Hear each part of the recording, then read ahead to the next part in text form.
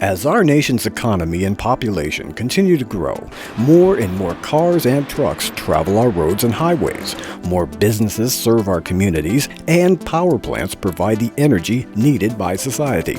So, it might surprise you that, in spite of this growth, air pollution has significantly decreased in recent decades. Since the passage of the landmark Federal Clean Air Act in 1970, cities, states, and regions across the country have worked to reduce emissions from local sources of air pollution. This is particularly true in Southern California, where residents have suffered some of the worst air quality in the nation since World War II.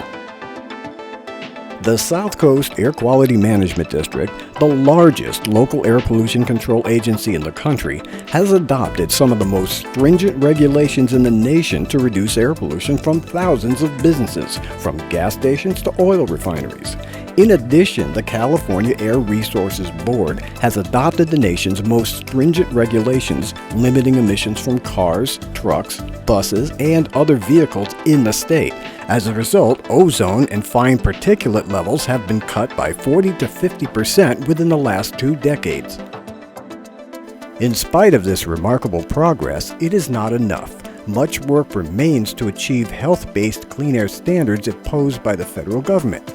According to the US EPA, 33 states and the District of Columbia have at least one county that does not meet the more stringent ozone standards set in 2015.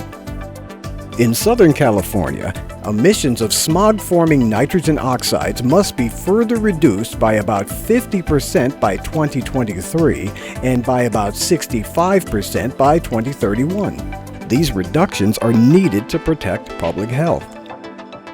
The state of California estimates that in Southern California alone, today's levels of fine particulate pollution causes 4,000 additional premature deaths each year.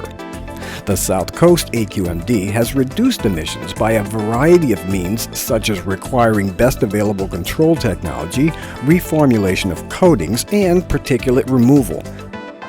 The agency has also provided hundreds of millions of dollars of incentive fundings to allow companies to replace older, dirtier trucks and equipment with newer, cleaner models.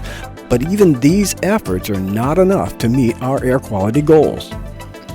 A significant portion of emissions in Southern California and across the nation is produced by sources that are primarily under the jurisdiction of the federal government. These include locomotives, ocean-going ships, aircraft, and trucks. In Southern California, these so-called federal transportation sources are currently responsible for about 1/3 of smog-forming nitrogen oxide emissions. Even if thousands of businesses were shuttered and millions of vehicles were somehow taken off the road, Southern California would still not achieve federal clean air standards unless the federal government does more to reduce emissions from sources under its control.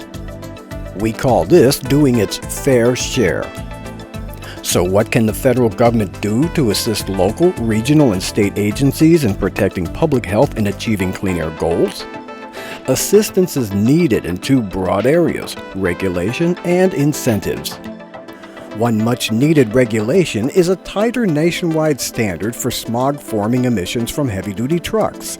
The South Coast AQMD, together with more than 10 other local and state agencies, have just filed a formal petition with the US EPA asking the agency to initiate rulemaking to adopt a nationwide ultra-low nitrogen oxide emission standard for these trucks. The federal government also needs to fast-track deployment of the cleanest ships and locomotives through economic incentives and tighter national and international emissions standards, promote the use of renewable fuels to maximize the benefits of reducing local air pollution and greenhouse gas emissions, provide incentives for early deployment of the cleanest trucks, and provide sustained long-term funding for development and deployment of the cleanest technologies. If the federal government does its fair share to help local, regional, and state clean air agencies meet their air quality goals, public health will improve. It will benefit jobs and the economy, and we will all breathe a little easier.